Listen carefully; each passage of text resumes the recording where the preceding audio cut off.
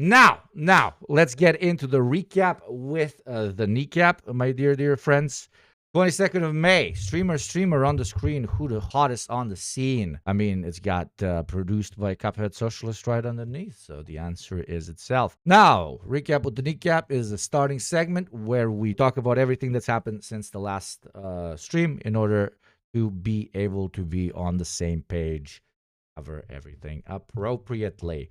Starting with the top stories while you were out. Al Jazeera. Pakistani court sentenced 23-year-old Umar Hayat to death for murdering 17-year-old TikTok Instagram influencer Sana Yusuf, who rejected his romantic advances. That's so fucked up. CNN. Since January, Russia lost over 141,000 soldiers, according to them, including 83,000 killed. This ratio, 58% killed to 42% injured, inverts the norm of injured outnumbering dead. What the fuck? If true, pretty crap. Reuters, Lebanon expects Israeli invasion airstrikes to shrink their economy by 7%, 20 billion, with the economy losing approximately 30 million daily. Fucking horrible. War, eh? AP, gunmen launched separate attacks on the Honduran coast, killing at least 16 people, including 6 police officers, the Honduran National Police reported.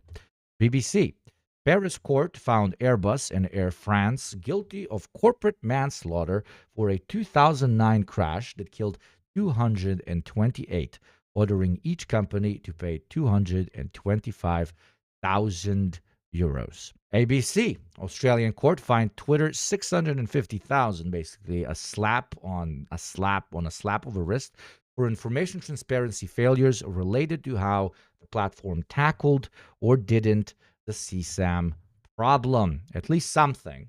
I think it should be a lot more, but at least something. It was crazy how people immediately just went to CSAM. Like the second they had access to generating content. Not a slap but a graze. I agree. In other news, Washington Post, DoD report shows the U.S. used over half its missile interceptors defending Israel during Operation Roaring Lion, far more than Israeli forces. BBC, UK Human Rights Commission confirmed single-sex services must be provided based on biological sex under the Equality Act. Science, a survey of 95,000 undergraduates AI use found 9% use generative AI to cheat, with daily users cheating at far higher rates. Did you see this shit? This shit actually I've been thinking about for like his face. I've been thinking about for the last 24 hours. This made me so fucking angry. If you don't care about science, that's okay, because AI is going to touch everything else as well. Whatever path you choose, AI will become part of how work is done.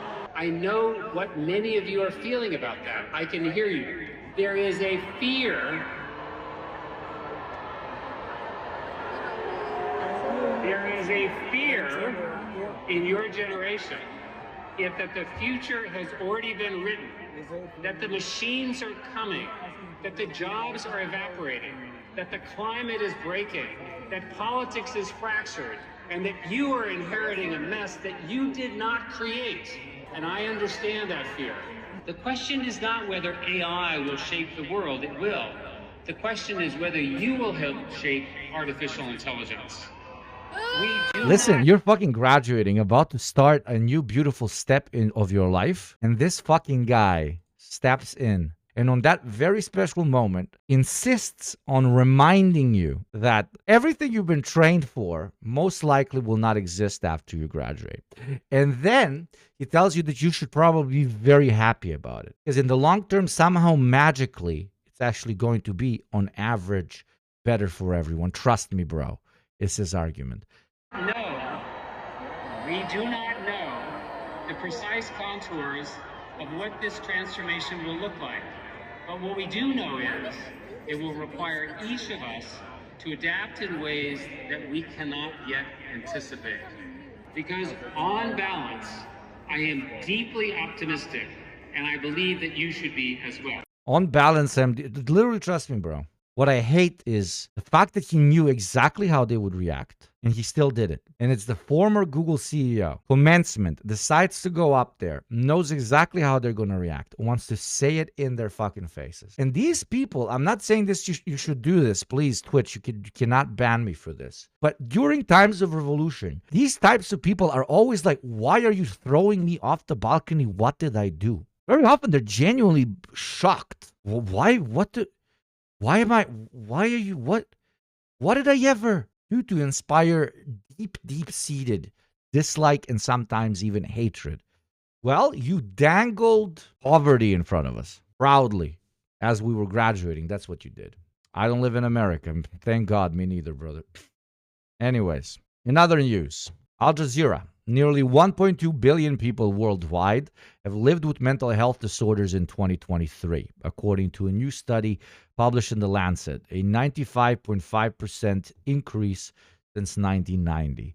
This is very interesting. Is this more because people 33 years ago didn't really go to therapists as much? We did not know enough about mental health disorders and so on? Or do you think this is a direct actual increase of mental health disorders due to the so-called modern era? Most likely a combination of both. All of those reasons. And yeah, that seems like an undercount to me. Probably an undercount because like a lot of people that live in unironic war zones or in complete and absolute destitute poverty don't get diagnosed for mental health disorders. They're just seen as, hey, the poor guy is sad because he's poor. Or just the guy is sad because he's chucking grenades every day and having grenades chucked at him. Anyways, Panama has appointed Ilia Espino de Marotta as the new administrator of the Panama Canal and will be the first woman to lead the entity starting October 1st. This is a huge step for women. I hope she's not the one that gives the Panama Canal over to the Americans, which really, really want it. First woman leader of Panama Canal sells it. Whoa. This is not what we meant. Bro, whoa. Honestly, other countries do much better mentally. Western alienation is a major cause. To an extent. Listen, as somebody who's kind of right in the middle, literally the fucking cutoff point of what we see as Western and Eastern, even though very often that's very metaphysical, but whatever. I tend to agree that our perception of these questions is treated pretty differently. Now, who's more problematic? Can you do it both ways, etc., etc.? That's a conversation for doctors to solve on the basis of efficiency, right? CTV, Alberta will add a referendum to the October 19th ballot, asking Albertana if they wish to remain in Canada or begin the process for a binding separation vote. Fucking crazy. Actually insane. And now, our favorite game in the stream, where we do two truths and a lie. There are 3 posts here on stream. One of them is a lie, or you have option D, or you think that all the posts have been actually posted, making things much more interesting.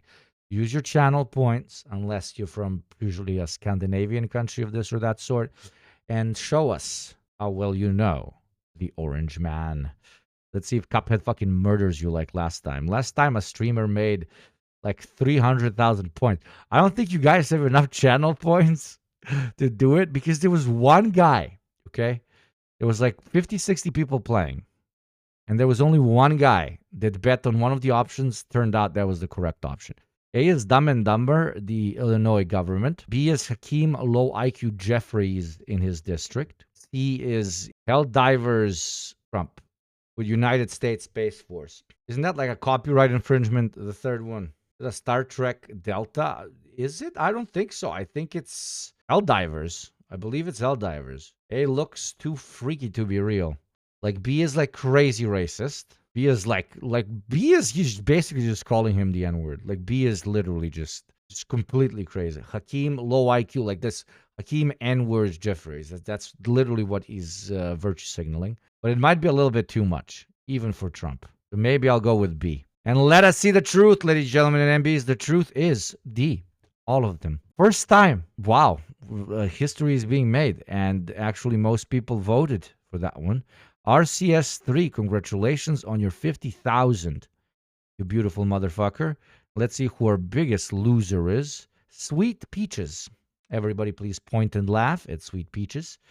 Sweet Peaches bet 10.2 thousand. Come on, chat. Pointing and laughing. Bullying is a part of the growth process. More like bitter peaches, am I right? Very good, very nice. Very much laugh.